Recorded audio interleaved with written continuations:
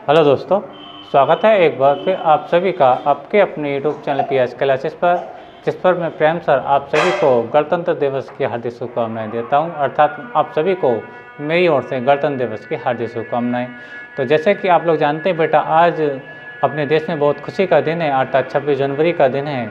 आप लोग जानते होंगे कि अपना जो दिन है ये किस लिए विशेष है, अपने देश में विशेष क्यों माना जाता है। अब वैसे आप लोग परिचित होंगे, और जिन लोगों को परिचित अभी इस बारे में ज्ञान नहीं है, मैं आपको सूचना देता हूँ।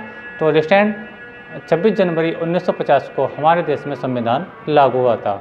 अर्थात कहने का तात्पर्य यह है रिस्टैंड कि हमारा जो देश है 15 अगस्त 1947 को आज़ाद हुआ था रिस्टैंड, और इससे पहले अंग्रेज़ों का गुलाम था। तो रिस्टैंड सन 1947 को हमारा देश आज़ाद तो हुआ था, लेकिन हमें पूर्ण स्वतंत्रता जो मिली थी रिस्टैंड, वो हमें 26 जनवरी 1950 को मिली थी। ठीक है स्टैंड। आप सोच रहे होंगे ऐसा क्यों? ऐसा इसलिए रिस्टैंड कि सन 15 अगस्त 1947 को हमारा देश स्वतंत्र तो हुआ था, ठीक है स्टैंड, लेकिन उसके बाद 2 वर्ष 11 माह 18 दिन तक हम अंग्रेज़ों के गुलामी बनकर रहे थे। वो इसलिए अंडरस्टैंड क्योंकि 2 वर्ष 11 माह 18 दिन में हमारे देश का संविधान बनकर के लागू हुआ था। यानी 15 अगस्त 1947 को हमारा देश स्वतंत्र तो हुआ था, हम लोग स्वतंत्र हुए थे, लेकिन अपने देश में बेटा अपना कोई नियम कानून नहीं था कि हम किस नियम के अनुसार किस कार्य को कर सकते हैं। हमारे देश में कोई कानून बना हुआ नहीं था, क्योंकि बेटा एकदम आज़ादी मिली और इतना बड़ा काम एक दिन में नहीं हो सकता था। अर्थात जो अपने देश में जो संविधान लागू हुआ है रिस्टैंड, वो उसको बनने में 2 वर्ष 11 माह 18 दिन लगे थे रिस्टैंड। जब 15 अगस्त 1947 के बाद 2 वर्ष 11 माह 18 दिन का समय जब हुआ, ठीक है, और उसको जब जोड़ करके देखते हैं तो दिन बैठेगा आपका 26 जनवरी 1950। अर्थात जो संविधान बना था स्टैंड, संविधान बनने में 2 वर्ष 11 माह 18 दिन लगे, और उसको लागू जो किया गया था स्टैंड, वो 26 जनवरी 1950 को किया गया था।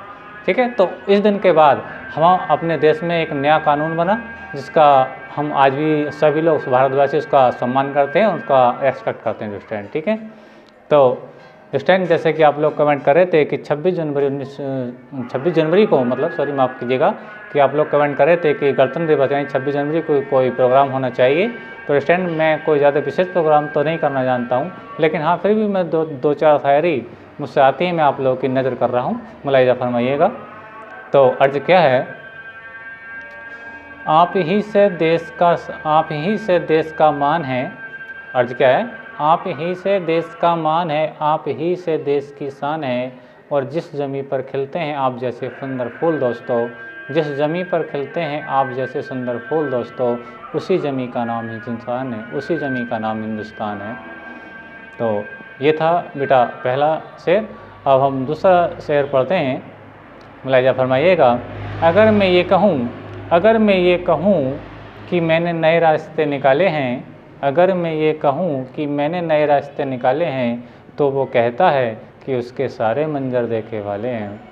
सुनिए, अगर मैं ये कहूँ कि मैंने नए रास्ते निकाले हैं, तो वो कहता है कि उसके सारे मंजर देखे वाले हैं। दोस्तों, अब तो बस अपनी यही समझ में आता है, जो टूटे दिल संभाले हैं वही अल्लाह वाले हैं, वही अल्लाह वाले हैं।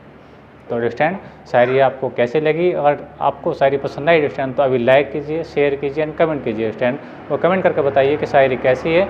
और शायरी आपको अच्छी आई रिस्टैंड, पसंद आई, तो मैं आगे भी आपके लिए शायरी को वीडियोज़ में लाता रहूँगा रिस्टैंड। चलते हैं अब अपनी अगली शायरी की ओर। तो अगली शायरी रिस्टैंड इस प्रकार से है कि मैं अपने हर लफ्ज़ का खुद आईना हो जाऊंगा, और उसको छोटा कहकर मैं कैसे बड़ा हो जाऊंगा। मुलाहिजा फरमाइएगा कि मैं अपने हर लफ्ज़ का खुद आईना हो जाऊंगा, और उसको छोटा कहकर मैं कैसे बड़ा हो जाऊंगा। और तुम तो लगे रहे गिराने में, तुमने सोचा ही नहीं, तुम तो लगे रहे गिराने में, तुमने सोचा नहीं।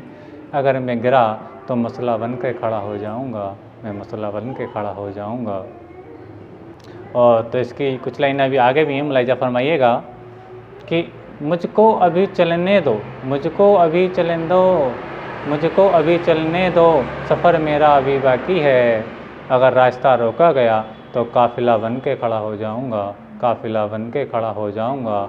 और सारी दुनिया की नज़रों में है मेरा अहद वफ़ा, सारी दुनिया की नज़रों में है मेरा अहदे वफा, तेरे कहने से क्या मैं बेवफा हो जाऊंगा, तेरे कहने से क्या मैं बेवफा हो जाऊंगा। तो अंडरस्टैंड, ये 8 लाइनों की एक शायरी थी। अब चलते हैं अपनी नेक्स्ट शायरी की ओर। तो अगली शायरी अंडरस्टैंड इस प्रकार से है। फिजाओं में फैली हुई है मोहब्बत की खुशबू, फिजाओं में फैली हुई है मोहब्बत की खुशबू, कहा है बसंती पवन ने, फिजाओं में फैली हुई है मोहब्बत की खुशबू, कहा है बसंती पवन ने, और फूल ना दे सके तो कोई बात नहीं दोस्तों, पर कभी कांटे ना देना जीवन में, कभी कांटे ना देना जीवन में। तो ये थी एक शायरी। अब चलते हैं अपनी अगली शायरी की ओर। स्टैंड अगली शायरी पे इस प्रकार से स्टैंड। फूल तो कांटों में खिला करते हैं, फूल तो कांटों में खिला करते हैं, दीपक तो अंधेरों में जला करते हैं।